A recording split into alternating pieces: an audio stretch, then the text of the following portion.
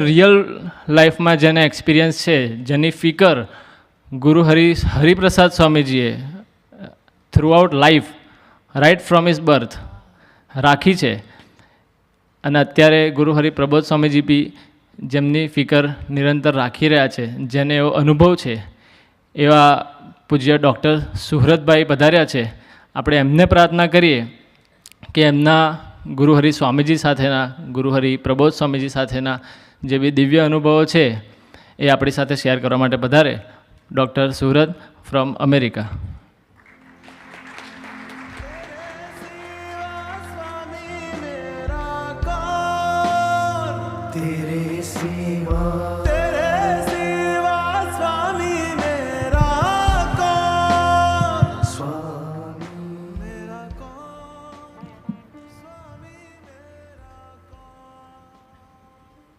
એક મિનિટ સુરતભાઈ.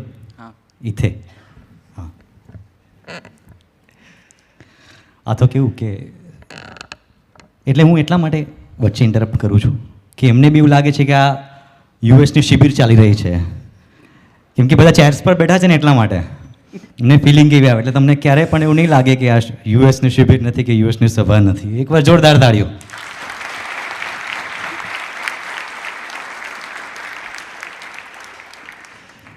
જેમ દેવભાઈએ વાત કરી,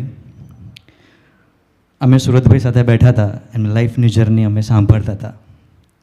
તો એમની લાઈફની જર્ની માટે જેમ દેવભાઈએ એક પોયમની વાત કરી, મારી પાસે પણ 2 લાઈન છે. તમે મને નર્વસ ના કરી નાખો ઇરશાદ કહીને. ન ગરજ કિસી સે ન વાસ્તા, વાત નહીં, સાંભળજો ખાલી. એટલે એમને કદાચ એ આખી જ એમની લાઈફની જે જર્ની અમે અમારી સાથે શેર કરી, એના માટે મારા 2 લાઈન છે એમના માટે. ન ગરજ કિસી સે ન વાસ્તા, સિર્ફ મુझे काम अपने काम से, तेरे जिक्र से, तेरी फिक्र से, तेरी याद से, तेरे नाम से.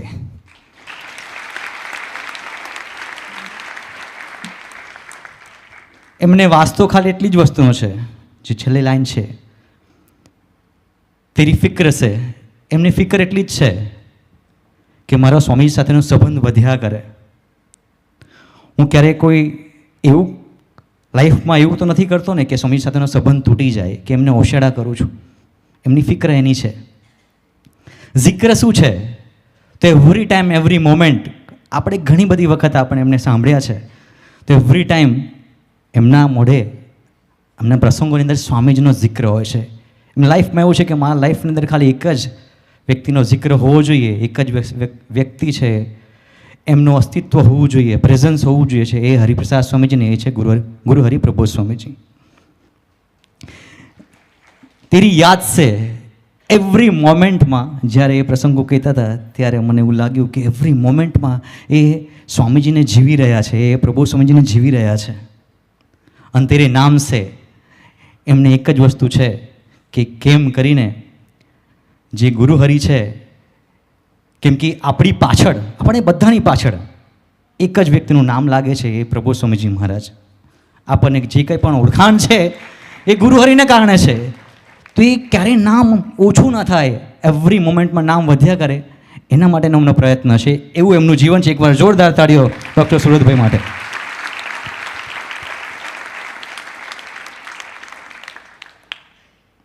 સુરતભાઈ, એમ તો જેવું અમને ખબર છે, એકચ્યુઅલમાં અમે બધાએ તમને શિબિરોની અંદર જોયા છે, અને આજે તમને પ્રત્યક્ષ નિહાળી રહ્યા છીએ. તમે એકચ્યુઅલમાં એકદમ હની કોટેડ બોલે. જ્યારે બી વાણી એમની નીકળે, શુગર કોટેડ નહીં, કેમ કે શુગર 3-4 વખત તમે ખાઓ ને તમને અહક થઈ જાય કે નહીં ખાવું, એ બહુ થઈ ગયું. પણ એ શુગર કોટેડ બોલે, એટલે હું કે જેટલી બધી વાત સાંભળો ને, તો કે યાર કિતના ઓસમ બોલતા હોય એ બંદા. આપણને એવું જ લાગે એવરી ટાઈમ એમને સાંભળ્યા કરીએ. આઉટ ઓફ ધ બોક્સ તમારા જે પ્રોફાઇલ છે વોટ્સઅપનું, એમાં એક લાઈન છે કે જીવન એવું જીવી લેવું કે ભગવાન આપણી ચિંતા કરે. એ વિચાર ક્યારે આવ્યો અને કેવી રીતે આવ્યો? Out of the box. સજાન સ્વામી મહારાજની જય, ગુરુહરિ હરિપ્રસાદ સ્વામી મહારાજની જય જય જય, પ્રગટ ગુરુ હરિ પ્રબોધ જીવન સ્વામી મહારાજની જય જય જય, હરિપ્રબોધમ પરિવારની જય જય જય, દાસના દાસ થવાની જય જય જય. દર વખતે બધાની એક્ઝામ લેવાની તક મને મળે છે. આજે મારી એક્ઝામ છે અને it was not pre decided કે આ ક્વેશ્ચન આવશે, પણ સ્વામીજીના લાઈફમાં એક કોન્સ્ટન્ટ દર્શન રહ્યું છે. મારા 38 યર્સ થયા તો ખોરામાં ઉછરવાનું મળ્યું સ્વામીજીના, ગુરુહરિના અને અહીંયા બેઠેલા મોટા ભાગના બધા સંતો અને સહિષ્ણુ મુક્તોના. તો સ્વામીજીએ જ્યાં ને ત્યાં મારે જ્યાં જ્યાં યાદ કરવાના હતા ત્યાં ત્યાં મને યાદ કર્યો, જેથી કરીને મને હૂફ મળે મારા લાઈફમાં. એટલે એ સ્ટેટમેન્ટ છે એ બે રીતે પ્રેરણા આપે એવું છે કે જીવન એવું જીવી લઈએ કે પ્રભુ આપણી ચિંતા કરે. એટલે પહેલાં જીવન અને અત્યારનું જીવન એ બેમાં એટલો જ ફરક છે કે પહેલાં એવું હતું કે સ્વામીજી વિચારતા હશે નિરંતર કે આ શું કરશે જીવનમાં, એટલે જીવન એવું જીવી લઈએ કે પ્રભુ આપણી ચિંતા કરે. એ હતો પહેલો પાર્ટ. જ્યારથી એમનો સ્પર્શ, એમનું સાનિધ્ય, ગુરુહરિનું સ્પર્શ અને સાનિધ્ય પ્રાપ્ત થયું છે ત્યારથી એમને જ વિચાર આપ્યો છે કે હવે એવું જીવન જીવી લઈએ કે ખરેખર પ્રભુ રાજી થાય અને પ્રભુની નિરંતર દ્રષ્ટિ આપણી પર રહે. એટલે બે મિનિંગ છે એના. અમને તો એવું જ ખબર છે તમારી વેશભૂષાથી જે હમણાં દેખાઈ રહી છે કે તમે, અને અમને થોડા ઘણા નોલેજ છે કે તમે સત્સંગમાં પહેલેથી હતા. તો પહેલેથી જ સત્સંગની રુચિ હતી કે પછીથી જાગી? કેમ કે ઘણા બધાને એવું હોય કે સત્સંગની રુચિ પહેલેથી ના હોય, અને મોસ્ટ પ્રોબેબલી અમારે તો બધાને એવું જ છે કે સત્સંગની રુચિ હમણાં બી નથી, પણ સત્સંગની રુચિ તમને ક્યારથી જાગી? એમ કે પહેલેથી બોર્ન સત્સંગમાં આવી ગયા છો અને સ્વામીજીની નિષ્ઠા થઈ ગઈ, કેવી રીતે આખી જર્ની? એમ મારો જન્મ મને તો ખ્યાલ નથી, પણ જે મને સંતોએ, સાધક બહેનોએ કીધેલું એ પ્રમાણે કે મારા મધરને પ્રેગ્નન્સી નહોતી રહેતી. મારી પહેલાં એક ટ્વિન્સ હતા, ભાઈ અને બહેન. તો સ્વામીજીએ પહેલાંથી જ ફોરકાસ્ટ કરીને કીધેલું કે આવે એટલે આપણે સેવા કરી લેવાની. એટલે 6 મહિના એ લોકોની સેવા કરીને પછી બંને ધામમાં ગયા. એના પછી ફરીથી એક દીકરીનો જન્મ હતો, એ બી ધામમાં ગઈ. અને પછી જે પહેલાં બેચના બહેનો હતા એ બહેનોએ કંઈક સ્વામીજીને પત્ર મોકલેલો કે મારા મધર એને દીકરો આવે એવી કૃપા કરો. અને પછી એ પ્રસાદીની જે કૃપા એ તમારી સામે છે અત્યારે. આ વાત એટલે કરી કે આગળ ઇન્ટરેસ્ટિંગ છે, સમજવા જેવું છે કે આટલી તો ભગવાનની કૃપા હતી જ ત્યારે તો પૃથ્વી પર આવ્યા, પણ સત્સંગમાં કોઈ રુચિ નહીં. સ્વામીજી અવારનવાર ઘરે આવે, સંતો પધારે, બહેનો પધારે, પણ મને કોઈ એવી રુચિ નહીં. કંઈ કે ભગવાને પહેલાંથી એવું માનીએ છીએ આપણે કે બુદ્ધિનું અંગ આપેલું, એટલે બુદ્ધિના અંગ પ્રમાણે હું જ સાચો છું, હું જ સમજું છું અને હું જ બરાબર કરી રહ્યો છું. અને ભગવાનની વાતો તો ફેરીટેલ્સ જેવી હોય, એટલે મનુષ્ય દેહ ભગવાન હોય એ માનવું એ થોડું એક્સેપ્ટ ના થાય માઇન્ડથી. એટલે સત્સંગમાં તો કોઈ રુચિ નહીં. ને હવે તમે પૂછ્યું જ છે તો હું સિક્રેટ આઉટ કરું કે સ્વામીજી પહેલાં જ્યારે પધારતા ત્યારે ઘરે દર્શન કરવા સામેથી બોલાય, મને એવી કોઈ રુચિ જ નહીં. એટલે સ્વામીજી આવે એવું ખબર પડે તો આપણે ક્યાંક ને ક્યાંક મિત્રો સાથે રમવા જતા રહીએ, સંતો આવવાના હોય તો બી જતા રહીએ. પણ ધીમે ધીમે સ્વામીજીનો પ્રેમ એવો કે ધીમે ધીમે ગાડી ક્યાં સત્સંગમાં આવી ગઈ એનો એક બહુ યુનિક પ્રસંગ છે. હું હોસ્ટેલમાં ભણતો હતો 8th સ્ટેન્ડર્ડથી 10th સ્ટેન્ડર્ડ સુધી પંચગીનીમાં. એટલે વેકેશન હતું એટલે બોમ્બે ઘરે આવેલા. પછી ત્યાંથી પાછું જવાનું હતું. તો મારી સાથે મારા હોસ્ટેલમાં મારા જ ક્લાસમાં એક મારો ફ્રેન્ડ હતો, એના પેરેન્ટ્સ મસ્કટ રહેતા હતા, ઓમાન. એટલે એનું અહીંયા કોઈ હતું નહીં, એટલે એ બી ઓલવેઝ મારી સાથે વેકેશનમાં ત્યાં આવે અને પછી પાછો જાય. તો ત્યારે મારુતિ વેન હતી. તો મારા ફાધર, જેને દેખરેખ રાખી છે વર્ષોથી, એવા લક્ષ્મણભાઈ એ હતા. મારા ફાધર ગાડી ચલાવતા હતા. લક્ષ્મણભાઈને પાછળ હું અને મારો ફ્રેન્ડ અમે બેવ સૂઈ ગયેલા. બરાબર 4:10 એવો ટાઈમ હશે રાત્રે. હવે પંચગીની મહાબલેશ્વર કોઈ સાંભળ્યું હશે કે ગયા હશો તો હિલ સ્ટેશન છે. અત્યારે તો બહુ બધું એડવાન્સ થઈ ગયું ઇન્ડિયા, કે બધે જ લાઇટો ને બધે જ પબ્લિક ને બધી રીતે આપણને બધું જ મળે. પણ I am talking 25 years back, almost 22 years back. 16th ઓગસ્ટનો દિવસ હતો. એટલે મારા ફાધર ગાડી ચલાવતા હતા અને એમને જે ટર્ન છે મહાડ, એ સી લેવલ પર ગણાય. એના પછી જે માઉન્ટેન ક્લાઇમ્બ કરવાનો તો ઉપર મહાબલેશ્વર ને પંચગીની આવે. તો ત્યાં ગાડી જે ટર્ન હતો એમાં નીચે ગઈ. એક તો મોન્સૂન સિઝન, આપણને ખબર છે એમ.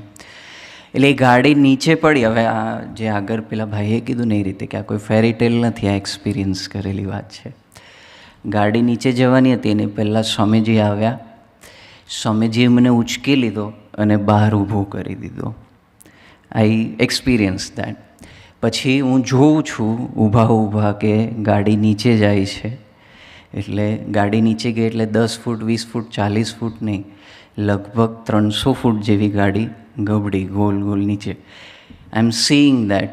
હવે ઘાટ પર હતો એટલે અંધારું, ત્યાં કોઈ સ્ટ્રીટ લાઇટ નથી. એક ટ્રક આવી, એને મેં હાથ કર્યો, પણ એ તો એને એવું જ થયું હશે કે આ કોઈક ભૂત ઊભું છે, રાઈટ, રાત્રે તો. એટલે એ ઊભો ના રહ્યો. પછી હું ધીમે નીચે ગયો એટલે મેં બૂમ મારી પહેલાં લક્ષ્મણને. એટલે એને કીધું હું અહીંયા છું. એટલે એ ગાડીની આગળ હતો એટલે એ ઊભા થયા. પછી મારા ફાધર અડધા ગાડીની નીચે હતા, ગાડીની બહાર ને એવી રીતે, એટલે એમને કાઢ્યા. અમે 3 ઉપર આવતા હતા.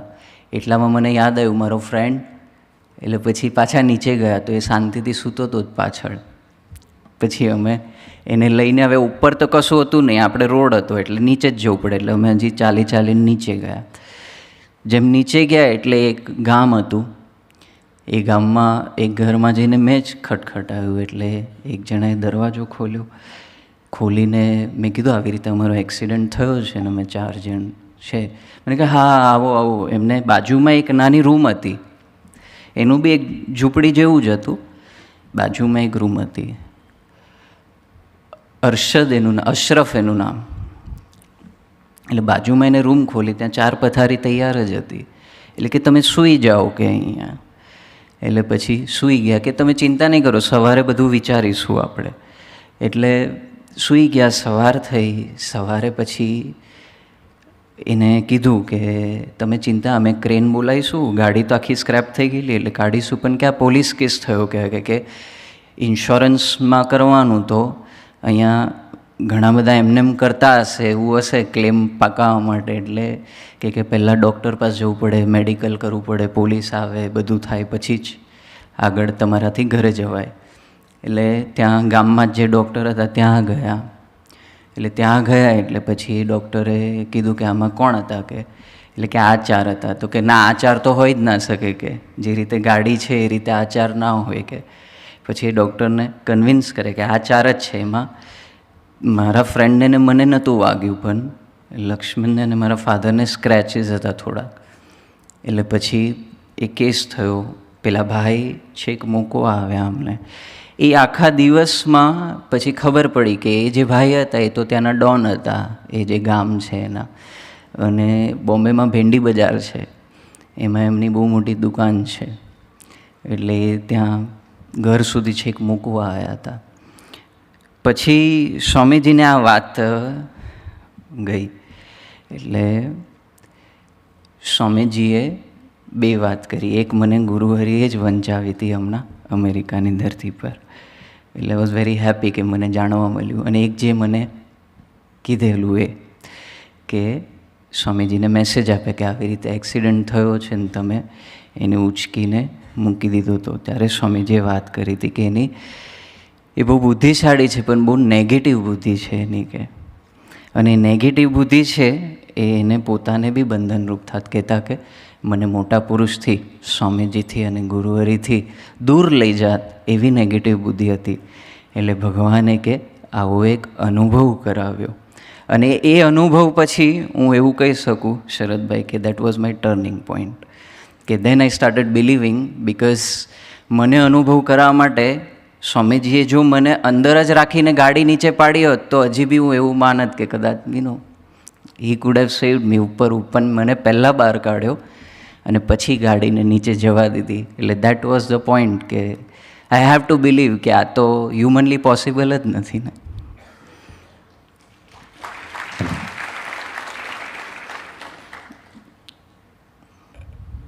તમારી ડિગ્રી એટલે ડૉક્ટર અને I think so occupational therapist, right? Yes. હવે કેમ કે જ્યારે આપણે ભણતા હોય ત્યારે તમે પહેલેથી ડિસાઇડ કરી નાખ્યું હતું કે હું ડૉક્ટર બનીશ? મારે મોટા કાર્ડિયોલોજીસ્ટ થવું હતું. આ મારી સાચી વસ્તુ છે. 8th, 9th, 10th તો મેં કાર્ડિયોલોજીની કેટલી બધી બુક વાંચી નાખી હતી. 8, 9, 10ની અંદર તમે પોતાની બુક બી નહીં વાંચી. તમે યાર જબરજસ્ત એકદમ ડેસ્ટિનેશન જબરજસ્ત ક્લિયર હતું તમારું. ઓકે, કાર્ડિયોલોજીસ્ટ બનવા હતું, બુક્સ વાંચી નાખી, તો આ ઓક્યુપેશનલ થેરાપિસ્ટ કાર્ડિયોલોજીસ્ટ કંઈક મેચ નહીં થતું. તો everything is a story. And અત્યારે ખરેખર આઈ ચેરિશ ધીસ મોમેન્ટ્સ. હું જ્યારે બી વાત કરું ત્યારે 12th પત્યું એટલે પહેલાં તો 10th પત્યું એટલે બોર્ડિંગથી પાછું આવવાનું. એટલે પંચગીનીમાં જે છોકરાઓ બને ને યુઝ્યુઅલી પૂના જાય. તો ત્યાં બી ઘરે પહેલાંથી એક નિયમ હતો કે પોતે તો કોઈ ડિસિઝન લેવાનું જ નહીં લાઈફમાં. એટલે ઘરેથી તો એવું જ કે સ્વામી દાદા કે એ કરવાનું. એટલે પછી સ્વામીજીને પૂછ્યું. એટલે મેં કીધું મારે જવું છે, મારા ફ્રેન્ડ્સ બધા પૂના જાય છે. મને કે ના, કે આપણે ત્યાં તો જવાય જ નહીં. એટલે સ્વામીજીએ મને પહેલાં એવું કીધું કે આપણે રાજકોટ જવાનું છે. હવે હું ભણેલો ત્યાં પંચગીનીમાં. હવે હું જે બોર્ડિંગ સ્કૂલમાં ભણેલો એમાં તો પોતાની ચમચી બી મેં નહોતી ઉપાડી. એ રીતે ભણેલો ને ત્યાં પછી ગયો તો ત્યાં મેં જોયું this is back again 22 years back. એટલે એક જ કલાકમાં વંદન સ્વામી ત્યારે ત્યાં સેવામાં હતા. એક જ કલાકમાં હું રિટર્ન હરિધામ આવ્યો હતો. મેં કીધું દાદા મને નહીં ફાવે, મેં કીધું ત્યાં. એટલે મને કે સારું, કે તો પછી કે આપણે બોમ્બે કે. એટલે 11th, 12th મેં સાયન્સમાં ત્યાં પૂરું કર્યું. પછી નક્કી જ હતું જીવનમાં કે મોટા કાર્ડિયોલોજીસ્ટ થવું છે. એટલે સ્વામીજીને વાત કરી. એટલે મારા મધર અમેરિકા હતા. એટલે મેં સ્વામીજીને કીધું કે બાય લો તમે જે બી મેડિકલ પ્રોફેશનમાં હો તો તમે જે કન્ટ્રીમાં હો એ કન્ટ્રીનું જ ભણવું પડે તમારે. બીજાનું વેલિડ નથી ગણતા. અને US નથી ગણતા એ લોકો એનું વેલિડ. એ સિસ્ટમ ત્યારે બી હતી. એટલે મેં સ્વામીજીને વાત કરી કે સ્વામીજી આ મારે પ્રી મેડિસિનમાં ત્યાં એડમિશન. સ્વામીજી કે હા, કે આપણે લઈ જ લેવાનું કે. એટલે યુનિવર્સિટી ઓફ ટોલિડોમાં મને પ્રી મેડિસિન મળ્યું એડમિશન. This is 2006. એટલે અહીંની એન્ટ્રન્સ એક્ઝામ મેં નથી આપી 12th પછી, જે આપણે આપવી પડે મેડિકલ એન્ટ્રન્સ એક્ઝામ. કે મેં કીધું આપણે તો અમેરિકા જવાનું જ છે. 21st નવેમ્બરે વિઝા ડેટ હતી. એટલે 21st નવેમ્બર 20th નવેમ્બરે હું હરિધામ દર્શન કરવા ગયો સ્વામીજીના. એટલે સ્વામીજીએ મને આશીર્વાદ આપતા એવું કીધું આપણને કશું જ પૂછવાના નથી. એટલે પછી હું તો બસ આપણે તો ઇન્ટરપ્રિટેશન સીધું જ કે કશું જ પૂછવાના નથી એટલે શું ટેન્શન આપણે. એટલે બીજે દિવસે સવારે કોન્સ્યુલેટમાં ગયો. કોન્સ્યુલેટમાં મારી આગળ બીજા 6 જણ સ્ટુડન્ટ જ હતા. આખી સ્ટુડન્ટની લાઈન એ ટાઈમે એવી સિસ્ટમ હતી.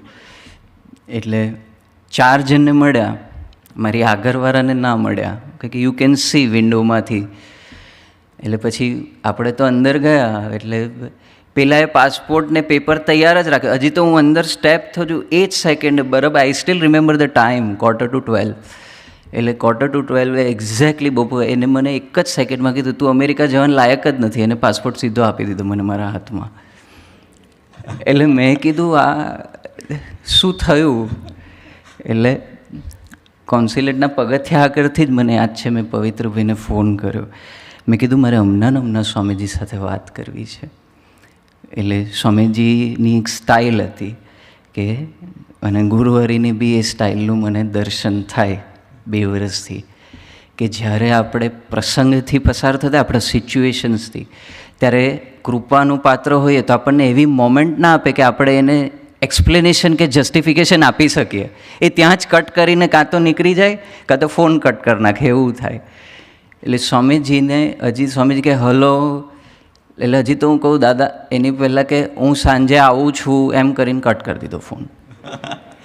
એટલે નાઉ દેર ઇઝ નો ચાન્સ. હવે સાંજે આવું છું એટલે સ્વામીજી બરોડા હરિધામ, હું બોમ્બે. મૈત્રી સ્વામીજી સાથે હતા. સ્વામીજી સાંજના જેટ એરવેઝના પ્લેનમાં પધાર્યા હતા, મને યાદ છે. સ્વામીજી ઘરે પધાર્યા, સ્વામીજી બેઠા હતા અંદરની રૂમમાં પલંગ પર, મને નીચે બેસાડ્યો. સ્વામીજીએ 2 પગ અહીંયા મૂકેલા મારા ખભા પર. મને કે બોલ તારે શું છે? એટલે મેં કીધું કે આ વિઝાનું, હવે ત્યારે નવા elected prime minister I think Manmohan Sinhji હતા. એટલે ત્યારે સ્વામીજી મને કે અત્યારે તો કે પોઝિશન બહુ જ ટાઈટ છે, કે અત્યારે તો કોઈને બી જવું હોય ને ત્યાં તો કે એને વિઝા મળે નહીં કે. એટલે પછી એમને જ કૃપા કરીને કંઈક સાક્ષી ભેદાઓ હશે. એટલે મેં કીધું મારે તમને 2 પ્રશ્ન પૂછવા છે. તો કે શું? મેં કીધું પણ પહેલાં તમારે પ્રોમિસ આપવી પડે કે તમે મને હા કે નામાં જવાબ આપશો. પછી તમારે એવું નહીં આ એક્સપ્લેનેશન નહીં, હા કે ના. એટલે મને કે શું પણ? મેં કીધું ના, તમે મને પહેલાં પ્રોમિસ આપો કે તમે મને 2 પ્રશ્નના જવાબ હા કે નામાં આપશો. તો કે સારું પૂછ કે. એટલે મેં પહેલો પ્રશ્ન પૂછ્યો. મેં કીધું કે મનમોહન સિંહજી પ્રેસિડન્ટ થયા, પ્રાઇમ મિનિસ્ટર થયા છે ઇન્ડિયાના, કદાચ એના દીકરાથી ન જવાય એવું તમે કહો છો તો એ હશે. મેં કીધું પણ મેં કીધું મારો પ્રશ્ન એ છે કે તમે ભગવાન ખરા કે નહીં? મેં કીધું. એટલે સ્વામીજી હસી પડ્યા. એટલે મેં કીધું આપણે પહેલાં જ વાત થઈ હતી, હા કે નામાં કહેવાનું છે. એટલે સ્વામીજીએ પછી આમ કર્યું.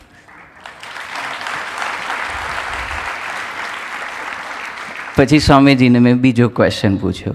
મેં કીધું પ્રાઇમ મિનિસ્ટરના દીકરાથી તો ત્યાં ના જવાય, પણ ભગવાનના દીકરાથી ત્યાં જવાય કે ના જવાય? મેં કીધું. એટલે સ્વામીજી હસીને પછી મને કીધેલું, મને કે જે દિવસે તારું બેચલર પૂરું થશે ને એના બીજા દિવસે કે તું ત્યાં અમેરિકા હોઈશ કે. This is 2006, 21 November. અને પછી તો સ્વામીજીએ બહુ જર્ની કરાવી.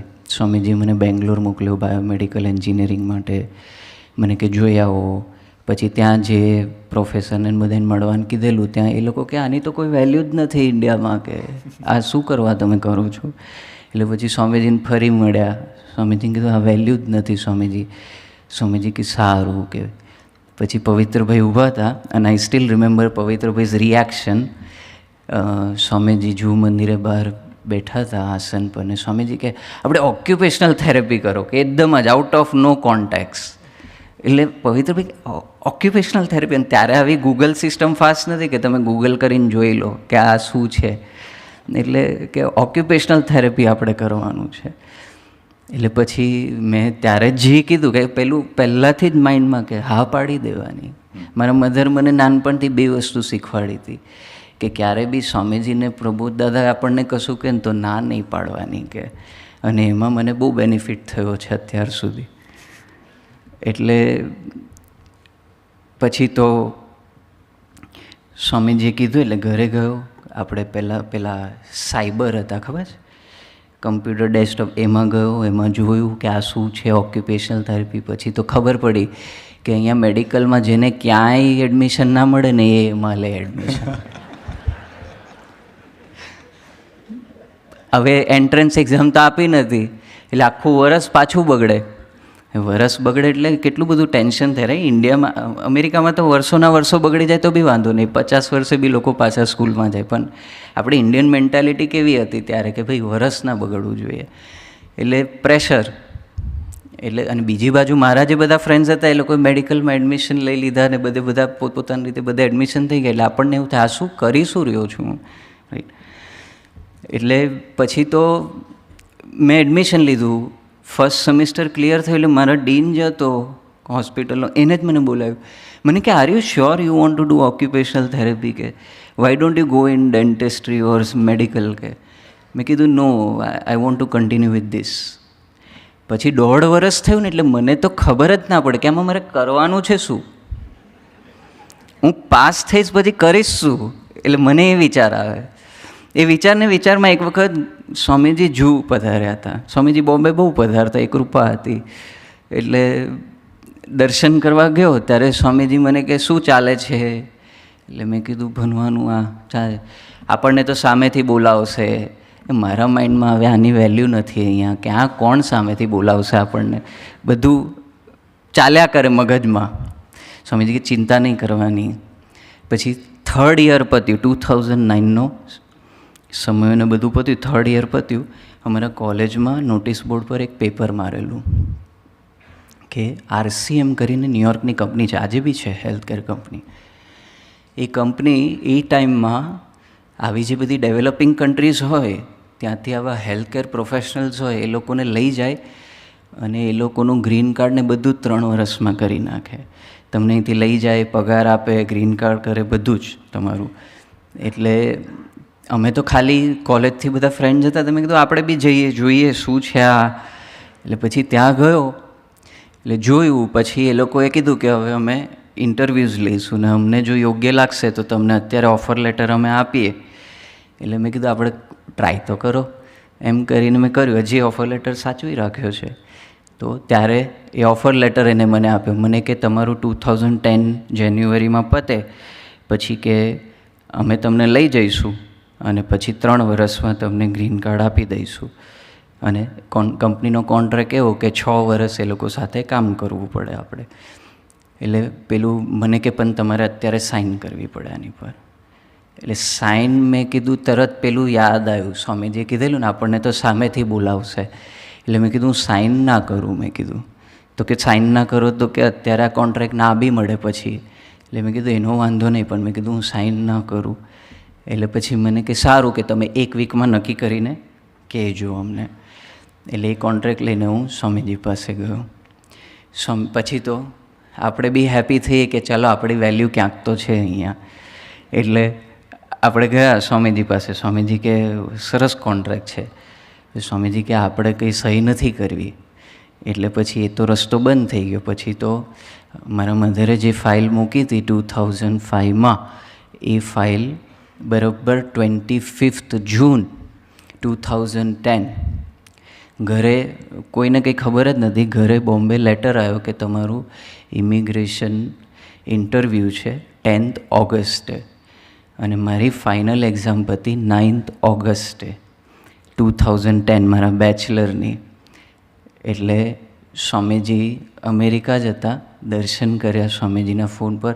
સ્વામીજી કે આપણે બેગો પેક કરી દો, આપણને કશું જ પૂછશે નહીં, કે આપણે ચિંતા નહીં કરવાની, કે આપણે શિબિરમાં આવી જવાનું. પણ મેં કીધું પહેલું તો યાદ હતું, અનુભવથી ગયેલા એટલે પહેલો અનુભવ તો હતો. એટલે મેં કીધું યાર આ તો બહુ રિસ્કી. ઓપન એન્ડેડ આન્સર હોય સ્વામીજીના અને ગુરુહરિના છે ને, open ended answer. Open ended answer એટલે આપણને એવું લાગે કે એમાં કોઈ ઓબ્જેક્ટિવ નથી, કાં તો એ કોઈ ડિફાઇન્ડ નથી, પણ એ એક્ઝેક્ટ છે. એ વર્ડને આપણે બદલી બી ન શકીએ અને એ એટલો જ સત્ય છે. એવા જ જવાબ હોય. તમે માર્ક કરજો. ઘણા બધા ફેક્ટ્સ વાંચવાની બી તક મળી છે, આપણે બધાએ બી વાંચ્યા હશે. એમાં સ્વામીજીએ જો કંઈક એવું ઓબ્જેક્ટિવલી લખ્યું હોય ને કે આપણે 3 વર્ષમાં સુખ્યા થઈ જવાના છે જ, પણ ઉપર ડેટ જ ના લખી હોય. એટલે ક્યાંથી સ્ટાર્ટ થશે એ તમારે જ નક્કી કરવાનું, કે 3 વર્ષ તમે સાધના ક્યાંથી ચાલુ કરશો ત્યારથી 3 વર્ષ. એટલે it is still true, but then you have to start the day you start, ત્યાંથી 3 વર્ષ. એટલે પછી તો સ્વામીજીએ મને કીધું, સ્વામીજી કે તને એક ક્વેશ્ચન પૂછશે કે તને ફાઇનાન્શિયલ સપોર્ટ કોણ કરશે ત્યાં, ત્યારે એવું કહેવાનું કે અમારા બહુ બધા સત્સંગી છે કે એ હરિભક્તો છે ને અમને મદદ કરશે. હવે ધીસ આન્સર ઇઝ વેરી ઇલોજિકલ. આપણે લૌકિક પ્રેક્ટિકલ જગતના દ્રષ્ટિએ વિચારીએ તો રાઈટ, લોકો કેટલી બધી ફાઇલ તૈયાર કરીને જતા હોય. મારી પાસે એક પાસપોર્ટ હતો, એક બાયોગ્રાફિક એપ્લિકેશન હતું અને એક પેજ, જે પેજ એ લોકોએ મને ઇન્વાઇટ લેટર મોકલેલો ઇન્ટરવ્યૂ માટેનો એ, અને આ સ્વામીજીનો જવાબ, આટલું લઈને હું અંદર ગયો. પછી કોઈક બહેન આવ્યા, એ બહેને મને પૂછ્યું એક્ઝેક્ટલી, મને એને આ જ જવાબ, પહેલો ક્વેશ્ચન એને મને એ પૂછ્યો કોણ છે ત્યાં, એટલે મેં કીધું મારા બાયોલોજિકલ મધર છે. એને મને બીજો ક્વેશ્ચન પૂછ્યો મને કે તમારું ફાઇનાન્શિયલ સપોર્ટ કોણ કરશે, કે આમાં તો પેપર નથી તમારા ફાઇનાન્શિયલ સપોર્ટના. એટલે આજે બી એ મિસ્ટ્રી છે એ ફાઇલ કેવી રીતે ઓપન થઈ. પછી તો મેં એક્ઝેક્ટલી આ જ જવાબ આપ્યો. મેં કીધું અમારા બહુ બધા ડિવોટીસ છે, હું જે ગુરુને માનું છું એ બધા હેલ્પ કરશે. એટલે પછી મને કે ઓકે, કે એને પાસપોર્ટ લીધો, પણ એવું બી ના કીધું કે મળશે કે નહીં મળે. હવે ઇન્ડિયન કોન્સ્યુલેટમાં કોઈને અનુભવ હોય તો હવે ખબર નથી. પહેલાં તો એવું હતું કે હજી તો ગયા નથી અને પહેલાં પેલો વોચમેન જ એટલો ઉતાવળ્યો હોય કે ચલો બહાર, ચલો બહાર. એટલે મને તો ખબર જ ના પડી કે મારે હવે મળ્યા છે નથી મળ્યા શું છે. પણ ત્યારની સિસ્ટમ એવી હતી, સાંજે 5 વાગે તમારે ફરી ત્યાં જવાનું. એટલે 5 વાગે હું ગયો, એટલે બધા તો પાસપોર્ટ પિકઅપ કરે, યુઝ્યુઅલી બધા ક્લર્ક્સ જ હોય.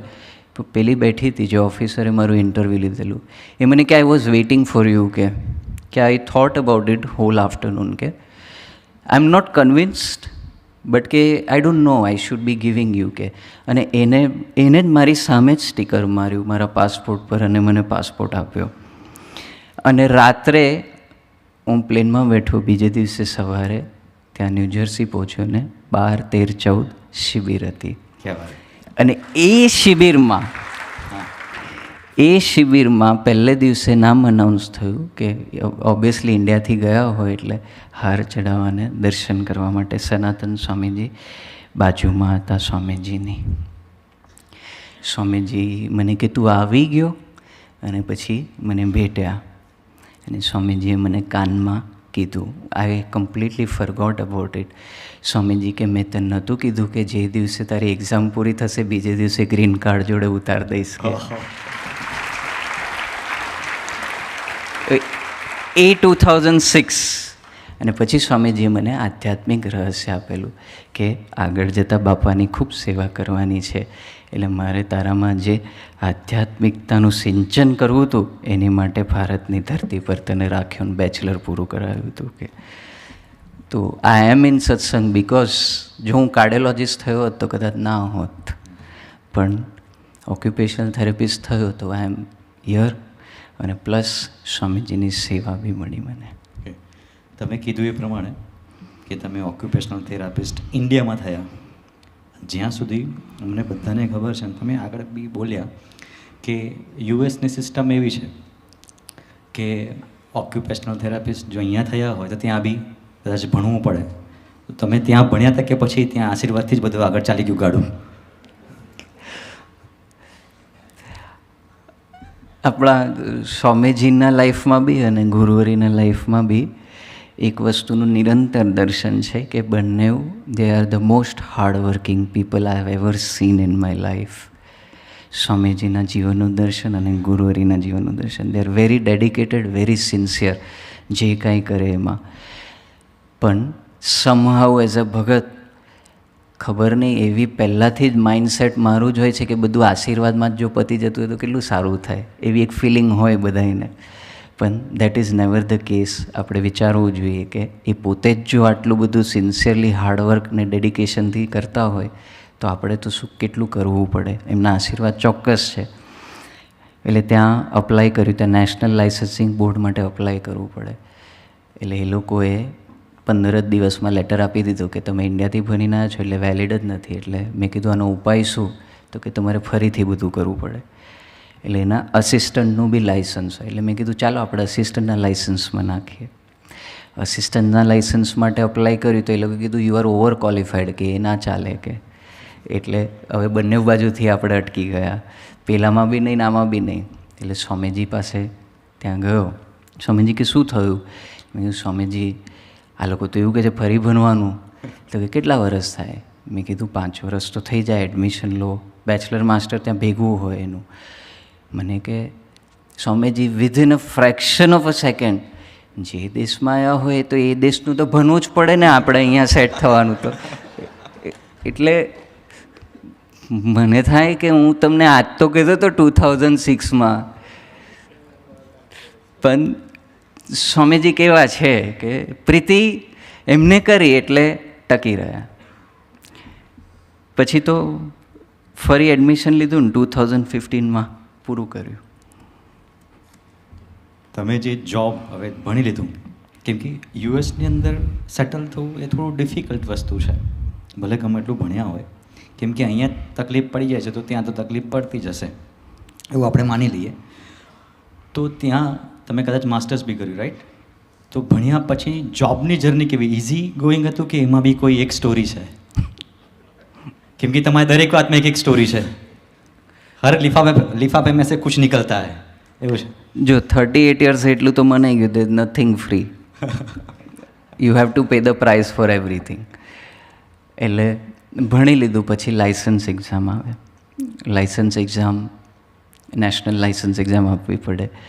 એ આપી એટલે હવે હું જે કોલેજમાંથી ગ્રેજ્યુએટ થયો એમાં 45 જણનું ઇન્ટેક હતું, એમાંથી 20 જણ જ છેલ્લા પાસ થયા પ્રોગ્રામમાંથી. 50% જ પાસ થાય, બીજા બધા ડ્રોપ આઉટ થાય કે પછી રિપીટ કરવાનું ને એવું. એમાંના ટોપ 10%માં સ્વામીજીની કૃપાથી આપણો નંબર હતો. એટલે એક કોન્ફિડન્સ તો હોય આપણને કે ભાઈ આવડે તો છે. એટલે પછી લાઇસન્સ એક્ઝામ આપી એટલે રિઝલ્ટ આવ્યું એટલે 2 માર્કથી ફેલ થયો હું.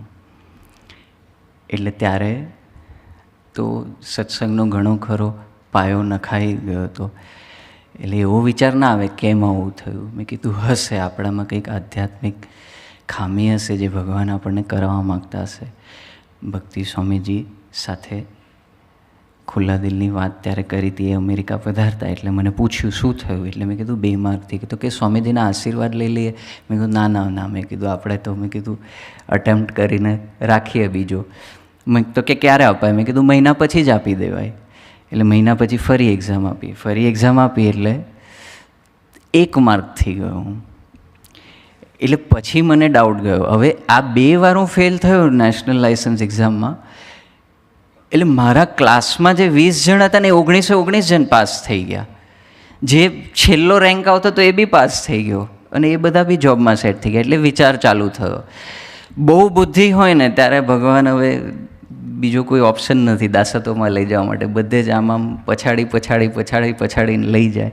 પણ આપણે બધા એટલા નસીબદાર છે કે આવું પછડાવવું ના પડે. જો આવા સંતોનો સમાગમ રાખ્યો હોય અને ગુરુહરિ તરફથી જે આજ્ઞા આવતી હોય એ સંતો પાસે સમજીને જો ચાલીએ તો મારા જેવું પછડાવવું ના પડે. મારી કમનસીબી એ રહી કે સંતોની ગોદ હતી પણ કોઈ સાથે એવો ખુલ્લા દિલનો સંબંધ બે ના બાંધ્યો.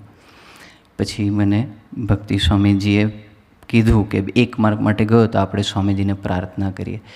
મેં કીધું તમારે જો પ્રાર્થના કરવી જોઈએ તો હવે એવી કરજો કે કોઈ બી લૌકિક આપણો પ્રોબ્લેમ છે સોલ્વ નથી થતો એની પાછળ આધ્યાત્મિક કારણ છે. અને કોઈ બી લૌકિક સિચ્યુએશન છે આપણી ડિફિકલ્ટ, એ ડિફિકલ્ટી એટલે છે કે ભગવાન ભજવામાં જેટલી કસર છે એટલી એમાં રહેવાની છે. તો મેં કીધું કે એવી કઈ કસર છે એ જો સ્વામીજી કૃપા કરીને મને જણાવે, એમાં મને વધારે ઇન્ટરેસ્ટ છે. એટલે એમને પ્રાર્થના કરી સ્વામીજીને. અહીંયા હું તો ત્યાં હતો, સ્વામીજી જુઓ હતા. વોકિંગ કરીને સ્વામીજીને પ્રાર્થના કરી. સ્વામીજીએ જવાબ એક જ ઇન્સ્ટન્ટલી 1 સેકન્ડમાં. સ્વામીજીએ સાંભળ્યું ના સાંભળ્યું, સ્વામીજી કે ભક્તિ કે એટલો બધો ડોબો છે કે ડ્રાઇવિંગ લાઇસન્સ કે 3 વાર એક્ઝામ આપી એને કે પેલું લાઇસન્સ જ બોલ્યા ભક્તિ સ્વામીજી કે લાઇસન્સ એક્ઝામમાં ફેલ થયો. એટલે સ્વામીજી કે ડ્રાઇવિંગ લાઇસન્સની એક્ઝામ પાસ નથી કરી કે એને હજી ત્યાંની. પછી સ્વામીજીને વાત કરી કે આ તો નેશનલ બોર્ડની વાત છે, મેડિકલ લાઇસન્સની વાત હતી. પછી સ્વામીજીએ કીધું, સ્વામીજી કે એને કહેવાનું કે જ્યારે એના મિત્રો સાથે વાત કરે છે ને ત્યારે સૂક્ષ્મમાં કે એનો હુંવાટો હોય છે, કે એ હુંવાટાના લઈને કે બાપા એને 2 વખત નપાસ કર્યો, કે એને એવું કહેવાનું કે હવે દાસના દાસ થઈને જીવવું છે, એવો ઠરાવ કરશે પછી જ એ પાસ થશે. કે હવે જો મેં તમને વાત કરી હતી એમ કે કોઈ બી સોલ્યુશન અને આન્સર છે ને એ ઓપન એન્ડેડ હોય, એનો ઓબ્જેક્ટિવ હોય. હવે આ તો દાસના દાસ થવાનો ઠરાવ કરશે પછી જ પાસ કરશે. એટલે જ્યારે મને જેમ ભક્તિ સ્વામી એમ કીધું એટલે મેં કાઉન્ટર ક્વેશ્ચન કર્યું. મેં કીધું ભક્તિ સ્વામી આ તો 1 વર્ષ બી થાય, 1 દિવસ બી થાય, 10 વર્ષ બી થાય, આ જન્મ બી થઈ જાય, તો નક્કી નથી. મેં કીધું આ ક્યારે થાય. મને કીધું ચાલુ કર, કે આપણે એટલી પ્રાર્થના કરવાની. કે પછી 3rd અટેમ્પ્ટ આપી. 3rd અટેમ્પ્ટમાં મેં વાંચ્યું જ નહોતું. વાંચ્યું એટલે નહોતું કે પહેલેથી છેલ્લે સુધીનો કવર પેજ બી યાદ રહી ગયેલો, કે હવે આમાં શું છે, આ બુકમાં આ એક્ઝામમાં શું પૂછાશે એ બધું જ ખબર હતી. એટલે 3rd એક્ઝામમાં મેં પછી, અને that exam is very long. It usually takes an approximate like 7-8 hours total પહેલેથી છેલ્લે સુધી. એટલે મેન્ટલી જ તમે કેટલા સ્ટ્રેસ થઈ જાઓ. એટલે પછી મેં છેલ્લે તો આપ્યું ના આપ્યું, જે આવે એ ઓપ્શન ક્લિક કરીને બધું પતાવી દીધું. એટલે બહાર આવીને મને પહેલો જ ફોન ભક્તિ છે, કેવું ગયું? મેં કીધું એકદમ ટોપ, આ વખતે 100% હું જ કહું છું ફેલ. મેં કીધું એટલે મને કે આ વખતે તું લખી રાખ કે તું પાસ થઈશ. મને કે બસ તે તારું બળ છોડી દીધું ને, ભગવાને આટલું જ કરાવતું કે તારામાં તને જે આવડત છે, તને જે એવું લાગતું હતું એ ભગવાનને છોડાવતું. એટલે પછી પાસ થઈ ગયા. પછી મને સમજાવતા એમને કીધેલું કે હવે પછી આખી જિંદગી 2 વસ્તુ કાયમ યાદ રહેશે, કે ભગવાન આપણને જ્યાં જોબ મળે ત્યાં કે સારી સેલરી મળે. સારી સેલરી મળે એટલે ચોક્કસ એવું થાય કે આપણે કમાઈએ છીએ, હું કરી રહ્યો છું. પણ કે હું કરી રહ્યો છું એ કોઈ દિવસ નડે નહીં ને. એટલે ભગવાને કે આપણી જોડે પહેલાં જ આ પૂરું કરાવી દીધું લેસન. આપણી લાઈફમાં પણ એવું જ હોય. એમણે 8 કલાકની એક એક્ઝામિનેશન હોય. એક આપણને તો આખા સેમેસ્ટરના બી 8 કલાક પતી જાય તો આપણી એક્ઝામ તો હજી બાકી રહે. એક સબ્જેક્ટને આપીએ તો પણ છતાંય મને એક વસ્તુ શોધવા બહુ ગમી. કેમ કે અમારા અહીંયા ઘણા બધા સ્ટુડન્ટ છે, ગેટની પ્રિપરેશન કરે છે, કેટની પ્રિપરેશન કરે છે. એટલે પહેલાં તો એવું જ લાગતું હોય, જ્યારે મોક ટેસ્ટ આપતા હોય ત્યારે એવું જ લાગતું હોય કે સારું યાર માર્ક્સ જ નહીં આવતા, માર્ક્સ નહીં આવતા. એ તો સારું છે, હમણાં એટલે બધું તો ભગવાને ડાઉન રાખ્યા છે. પણ જો કદાચ આપણે પ્રિપેરેશન કરતા હોય અને આપણને લાગતું હોય, અથવા તો આપણે કોલેજની પ્રિપેરેશન બી કરતા હોય અને આપણને એવું લાગતું હોય કે મારા 90% આવે છે, તો આપણે જે સુરતભાઈ કીધું ને ભાઈ, એવરી મોમેન્ટમાં યાદ રાખવાનું કે એ આપણી બુદ્ધિશક્તિ નથી, એ ગુરુહરિએ આપણને બુદ્ધિશક્તિ આપી છે. જો એ ડાઉન ટુ અર્થ આપણે રહેશું અને એવરી ટાઈમ ઓબ્લાઇઝ રહેશું કે તમારી કૃપાથી આવે છે, તો આપણને અહંકાર નહીં નડે. જે રીતે હુંહાટાની વાત કરીએ પ્રમાણે, રાઈટ સુરતભાઈ? મે બી એમને વાત કરી કે આપણે તો ગેટમાં, I don't know even, but કે ઓછા માર્ક્સ આવે છે. મારા કેસમાં તો રિવર્સ હતું કે જેટલી ઓનલાઈન એક્ઝામ્સ હતી ને, મોક એક્ઝામ્સ, એ બધામાં જ પાસ થવું, પણ મેઇન એક્ઝામમાં જ પાસ ના થવું. એટલે it was very frustrating. But yes, હુંવાટાને લઈને ભગવાનની એક કૃપા છે કે આ સત્સંગ આપણને શું આપે છે. તો જેમ લૌકિક રીતે આપણે સક્સેસફુલ થઈએ એ તો સારી વાત છે, એ તો કોઈ બી મનુષ્ય કરે છે આ પૃથ્વી પર આવીને. પણ એની સાથે સાથે આપણો જે હમ્બલ નેચર છે એ ઇગોઇસ્ટિક સેન્સમાં ના બદલાઈ જાય, એની માટે સ્વામીજીએ જે છુપી તપસ્યાને દાખલો કર્યો છે અને ગુરુહરિ આજે જે કરી રહ્યા છે એ બિયોન્ડ ઇમેજિનેશન છે. અને એ કદાચ એ સ્ટેબિલિટીની ડેપ્થ આપણને જે આપી રહ્યા છે એ આજે આપણને એની વેલ્યુ ના ખબર પડે, પણ જેમ જેમ મેચ્યોરિટી આવે લાઈફમાં ત્યારે આપણને ખબર પડે કે આપણામાં જે ડેપ્થ ને સ્ટેબિલિટી છે આજે કોઈ બી સિચ્યુએશનને ફેસ કરવાની, એ કેવળ સ્વામીજી અને ગુરુહરિની કૃપા છે. હવે બેક ટુ આગળ, જોબ તો તમને મળી ગઈ છે, રાઈટ? અને જોબનો એક તમારું બહુ ઇન્ટરેસ્ટિંગ છે, કેમ કે આપણે બધા જ એક જ વસ્તુથી પીડાયા છે કે યાર જોબ નહીં મળતી. તો એ જોબવાળો જે એક છે, ઇન ધ શોર્ટ જરા. જોબ પહેલાં મળી, જે કંપનીમાં ઇન્ટર્નશીપ કરી એ લોકો યુઝ્યુઅલી અમારી ફિલ્ડમાં ઇન્ટરવ્યૂ બી ના આપવું પડે. The minute one job goes the second job is ready. એટલે એ લોકોએ જ કીધું કે તમે આ કંપની માટે જ કામ કરો. એ જ કંપની માટે હું આજે બી કામ કરું છું, 10 years થઈ ગયા. પણ પહેલાં એ લોકો મને છેક ન્યૂયોર્કની બોર્ડર સુધી મોકલે, પછી સાઉથમાં કંઈક ન્યૂજર્સીમાં 35 હોસ્પિટલ્સ છે એની, એટલે ક્યાંય બી મોકલે મને.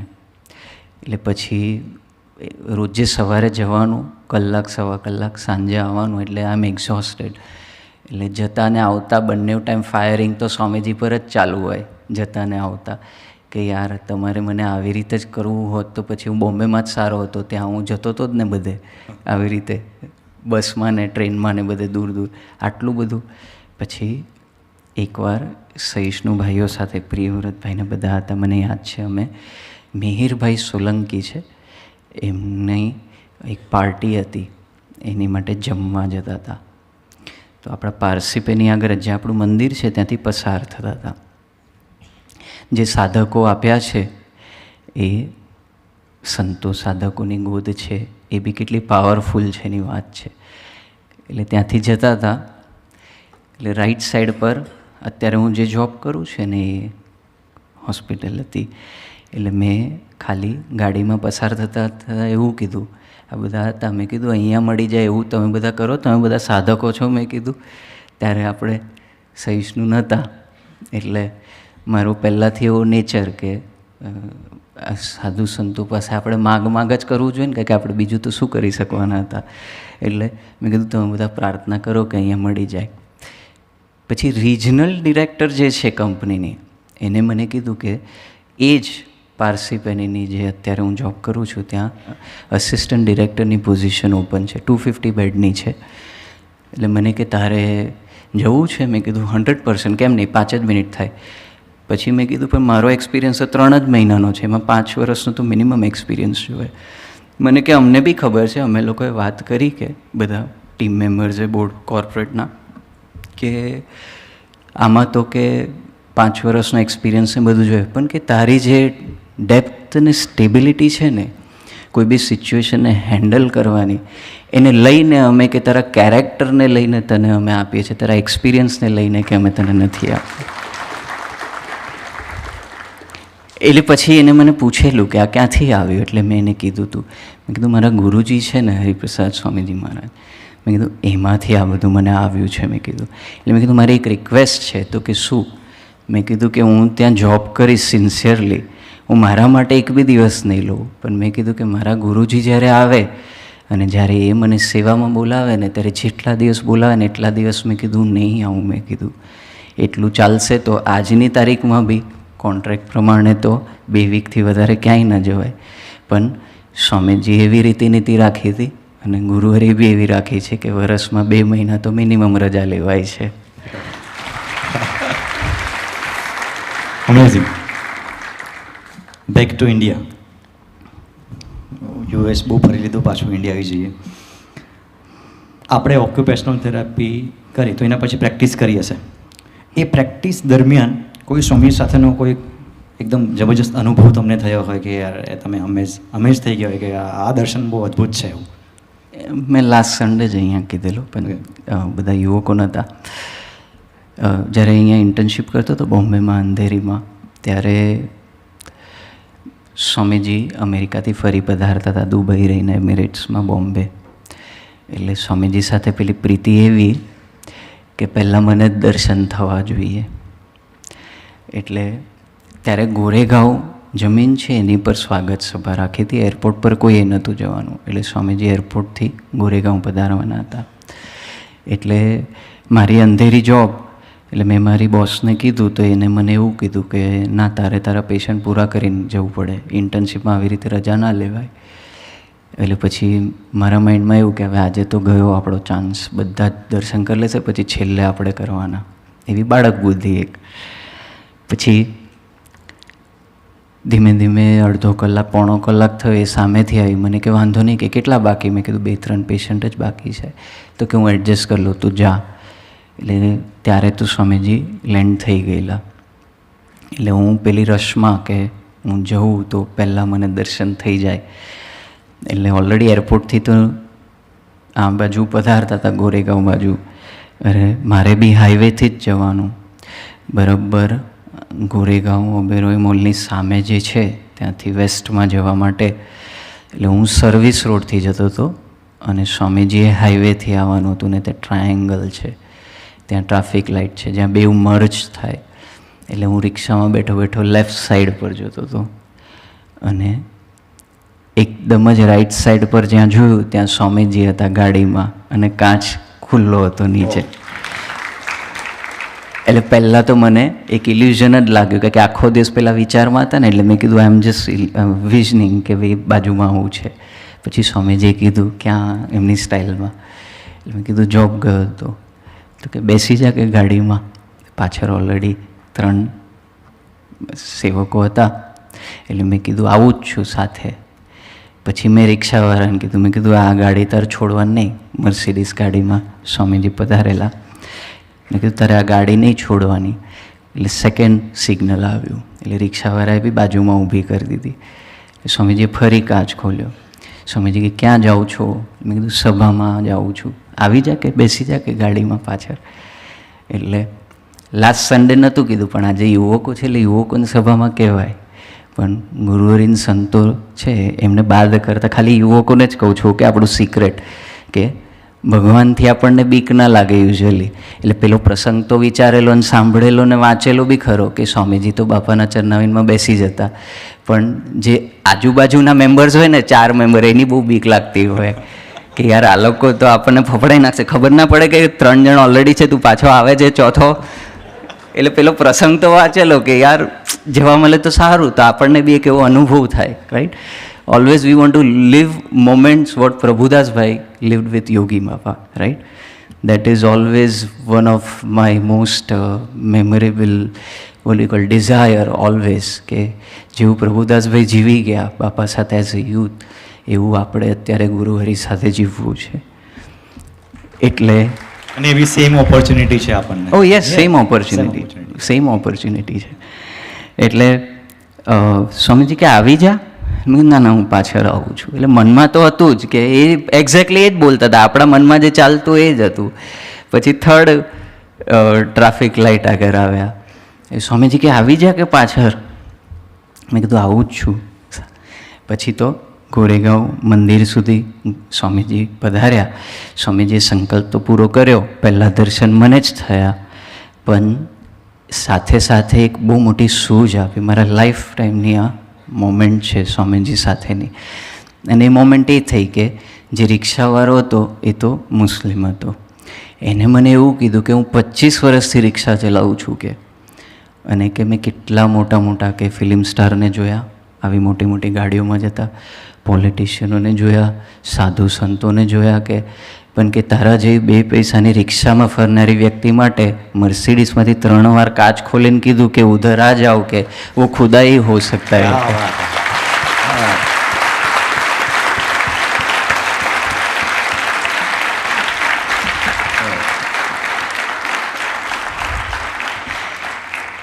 એટલે આવા એક્સપિરિયન્સ ગુડ છે શરદભાઈ. ગુડ એની માટે છે કે એક તો અનુભવ તો બરાબર છે, પણ બીજું આપણને ગ્રાઉન્ડેડ રાખે કે આપણી કોઈ લાયકાત નથી કે આવા પુરુષો આપણને સ્વીકારે છે, આપણને ગોદમાં બેસાડે છે, સામેથી દાખલો અને ગરજ રાખે છે આપણને સુખી કરવા માટેની. એ કોઈક એક્સટર્નલ વ્યક્તિ દ્વારા કોઈક વાર સાંભળીએ ને ત્યારે આપણને ખરેખર એ મોમેન્ટ રિયલાઇઝ થાય. સ્વામીજીની નિષ્ઠા તમને દ્રઢ થઈ ગઈ હતી, એવો કયો મોમેન્ટ હતો જ્યારે ગુરુહરિની નિષ્ઠા દ્રઢ થઈ? આ તો $1 million ક્વેશ્ચન છે બધાનો, આ બધાનો છે, આ તો બધાના મન જાણીને મેં તમને કીધું, મારું નથી. સ્વામીજી અને ગુરુહરિ માટે નિષ્ઠા કેવી છે નહીં એ તો સ્વામીજીને ગુરુહરિ જ આપણને જણાવી શકે. પણ મને ગુરુહરિ પહેલાંથી ગમતા, અને ગમતાનું કારણ નાના મોટી મોટી આંખો હતી અને મારી હાઇટ નથી વધતી, અને એ ઓલવેઝ છે ને મારી હાઇટ માપે આમ. અને ડૉક્ટરની વાત તમે કરી હતી તો I was in 6th standard, હજી મને યાદ છે, ત્યારે ગુરુહરિએ પહેલાં કીધેલું, ત્યારે તો મેં બી નક્કી નહોતું કર્યું કાર્ડિયોલોજિસ્ટ થવું છે, કે આ મારા મગજનો ડૉક્ટર થશે કે. ત્યારે 6th સ્ટેન્ડર્ડમાં ગુરુહરિએ કીધેલું કે આ મગજનો ડૉક્ટર થશે કે ત્યારે. એટલે મને પહેલાંથી ગમતા ગુરુહરિ સાથે એવું ને એવું જ હેત જેવું સ્વામીજી સાથે પ્રીતિ છે એવી ને એવી જ પ્રીતિ એમની સાથે પહેલાંથી છે, એ કૃપા છે.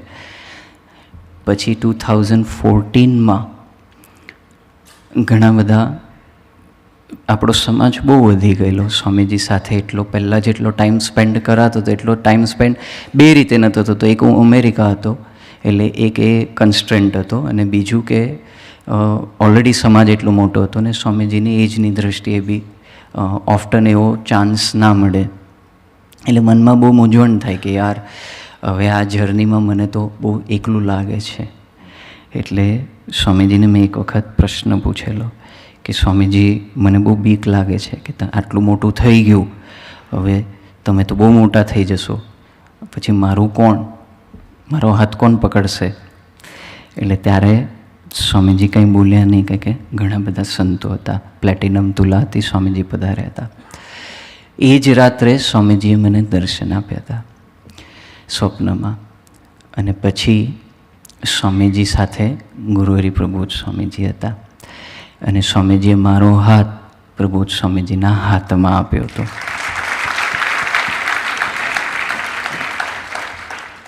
એટલે આ વાત મેં બીજે દિવસે સુગની સ્વામી પ્રબોધ સ્વામીજીની જોડમાં જતા અમેરિકા જતા એટલે મેં કરી. આપણને ગુરુહરિની રીતિનીતિ તો અત્યારે બી ખબર છે, તો પહેલાં તો કેવી હશે? એટલે જેમ કીધું એમ હું થોડી આવ્યો હતો કે એ તો સ્વામીજી આવેલા, સ્વામીજીને જઈને પૂછવાનું કે મને કેમ પૂછે છે ડાયરેક્ટ, એમ કીધું. પણ પેલું પહેલાંથી પ્રીતિ હતી એટલે મનાતું હતું તો ખરું. એટલે ફાસ્ટ ફોરવર્ડ સ્વામીજી સ્વધામ પધાર્યા. એ 28 જુલાઈએ હું હરિધામ દર્શન કરવા માટે પહોંચ્યો. સ્વામીજીના દર્શન કરીને ત્યાં બેઠો હતો અનિર્દેશના વરાંડામાં. ગુરુહરિ પધાર્યા, ડાયાલિસિસ રૂમ આગળ ગુરુહરિ પધાર્યા, મારો હાથ પકડીને અંદર લઈ ગયા. ડાયાલિસિસ રૂમમાં ગયા એટલે લોક કર્યો અમે. પછી હું એમને ભેટીને બહુ રડી પડ્યો. મેં કીધું આ કેમ થયું, બસ તમને ખબર હતી? એટલે હું બહુ જ રડી પડ્યો. પછી મેં એમને કીધું કે તમને યાદ છે ને 2014માં મારો હાથ તમારા હાથમાં આપેલો? એટલે ત્યારે તો મને જવાબ એવો આપેલો, એટલે આ વખતે મને કીધું હા. પછી મેં કીધું પકડી રાખજો, સ્વામીજી અત્યાર સુધી હાથ પકડી રાખ્યો તો ટકી ગયા, જો તમે છોડી દેશો તો અહીંયા હું ક્યાં ભટકાઈ જઈશ મને ખબર નહીં પડે. ત્યારે એમને આશીર્વાદ આપ્યા હતા. This was my first interaction after Swamiji સ્વધામ પધાર્યા. ગુરુહરિ કે આપણે તો ક્યાં ભટકાઈ જવાના, કે પણ ભટકેલાને માર્ગે ચડાવવા માટે મહારાજ આપણને લાવ્યા છે, એમ કરીને મારો હાથ પકડ્યો.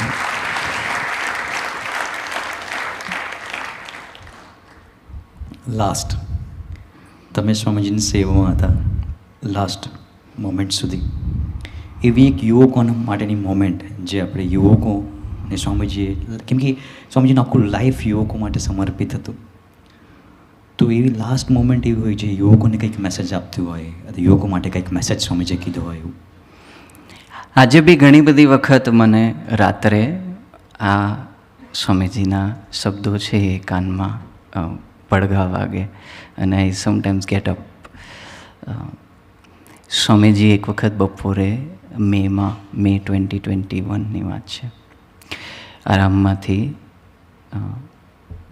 જાગી ગયા ને પથારી પર જ બેઠા.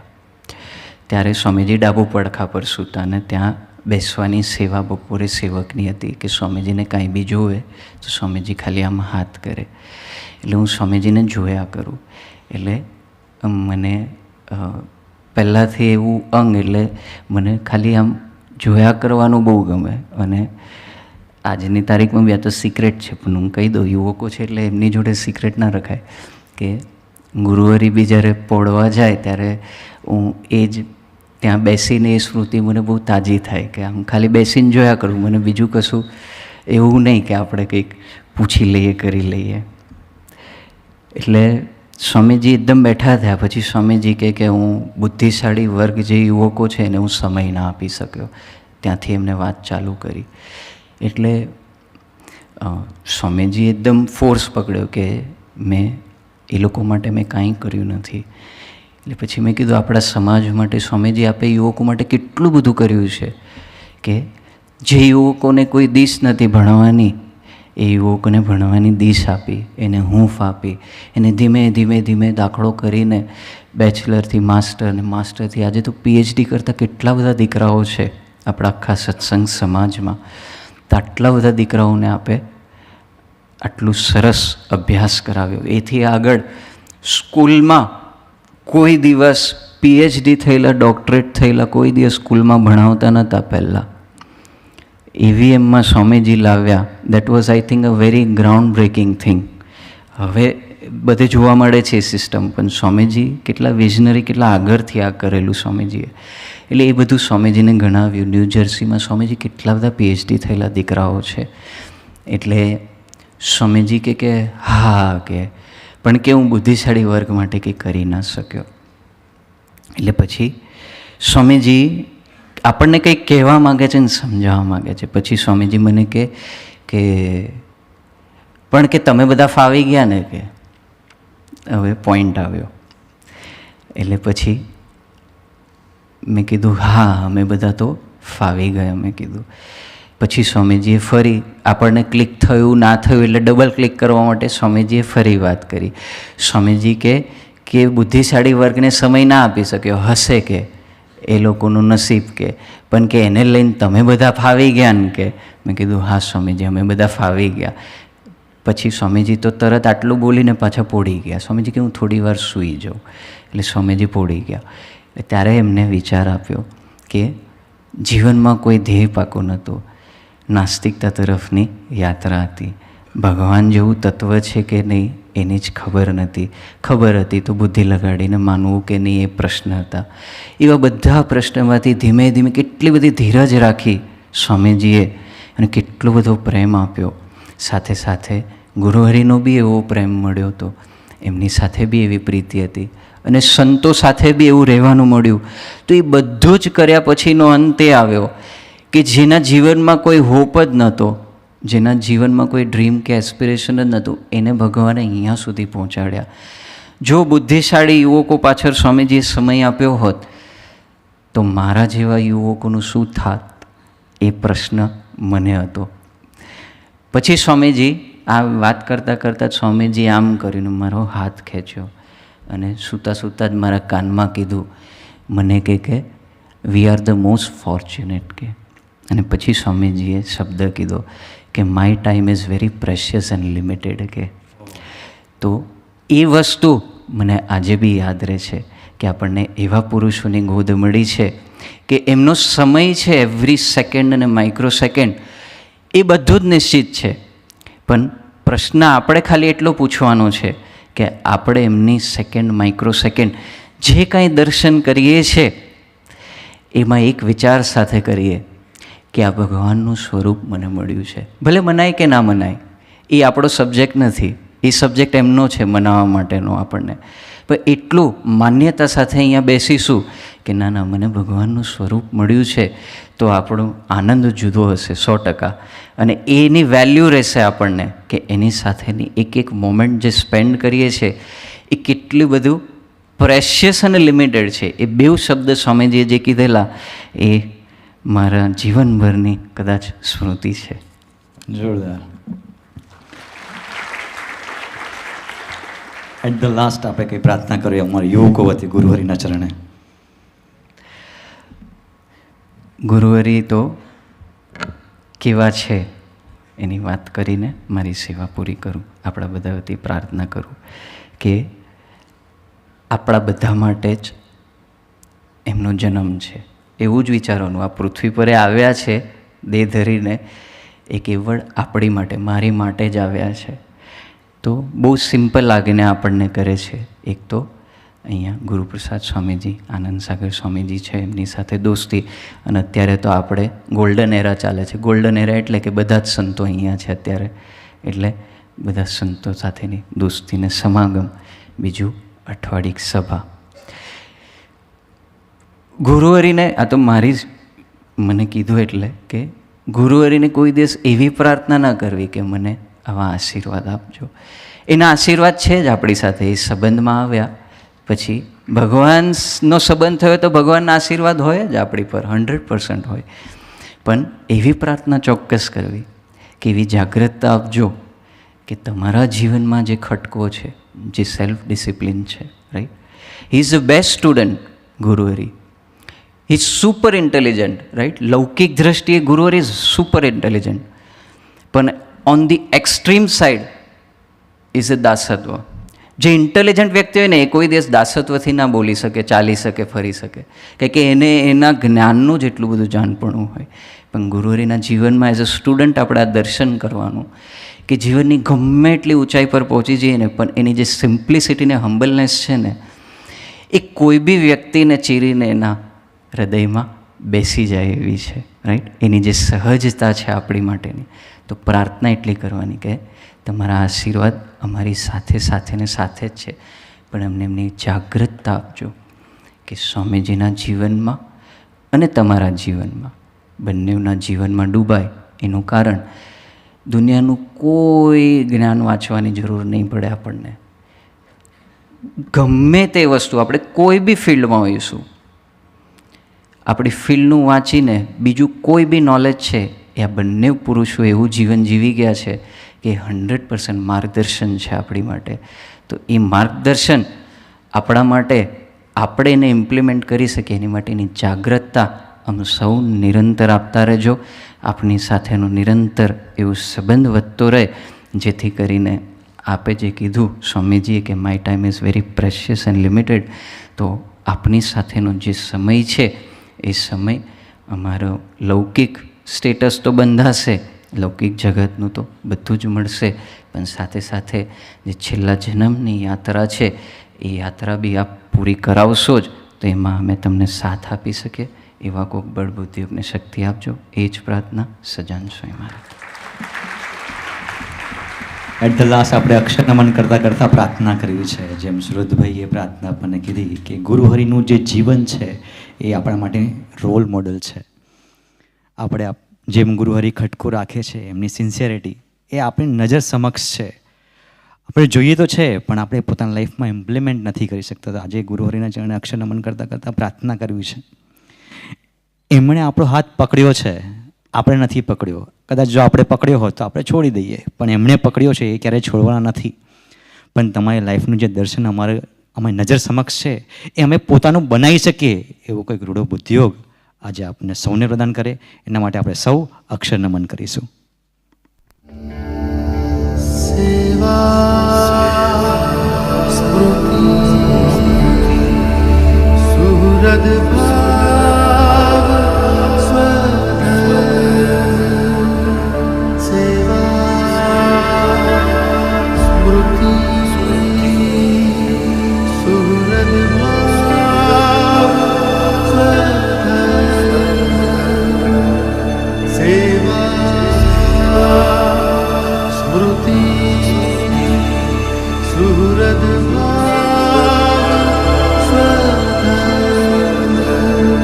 बस एक दूसरा जीना, बस एक दूसरा जीना, बस एक दूसरा जीना. हे हरि